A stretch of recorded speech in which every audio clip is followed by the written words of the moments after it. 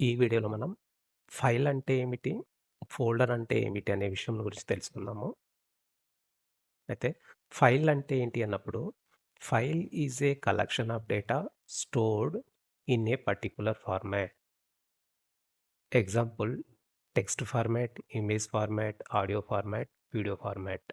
ఇలాగా ఏదైనా సరే ఒక డేటాని ఒక పర్టిక్యులర్ ఫార్మాట్‌లో గనక సేవ్ చేసుకొని ఉన్నట్లయితే దానిని మనం ఫైల్ అని చెప్తాము. ఎగ్జాంపుల్ టెక్స్ట్ అని చెప్పాను. సో, ఇక్కడ టెక్స్ట్ ఫార్మాట్ ఏంటి అని చూసినప్పుడు ఇక్కడ వర్డ్, ఎక్సెల్, పీడీఎఫ్ ఇవన్నీ ఏంటంటే టెక్స్ట్ ఫార్మాట్‌లో మాత్రమే సేవ్ చేసుకొనుంటాయి. సో, ఇలా పర్టిక్యులర్‌గా ఒక ఫార్మాట్‌లోనే సేవ్ చేసుకొని ఉండేదాన్ని మనం డేటాని సేవ్ చేసుకున్న దాన్ని మనం ఫైల్ అంటాము. నెక్స్ట్ ఆడియో కావచ్చు. ఆడియో ఫార్మాట్‌లో ఉంటుంది. వీడియో ఫార్మాట్, ఇమేజ్ ఫార్మాట్ ఇలాగా ఏదైనా సరే ఒక పర్టిక్యులర్ ఫార్మాట్‌లో డేటాని స్టోర్ చేసుకొని ఉన్నట్లయితే దాన్ని మనం ఫైల్ అని చెప్తాము. ఓకే.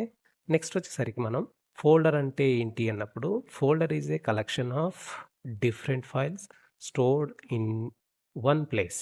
అంటే ఈ డిఫరెంట్ ఫైల్స్ ఏవైతే ఉన్నాయో వీటినన్నిటిని ఇక్కడ అంటే వన్ ప్లేస్‌లో సేవ్ చేసేదాన్నే మనం ఏమంటున్నామంటే ఫోల్డర్ అని చెప్తున్నాము.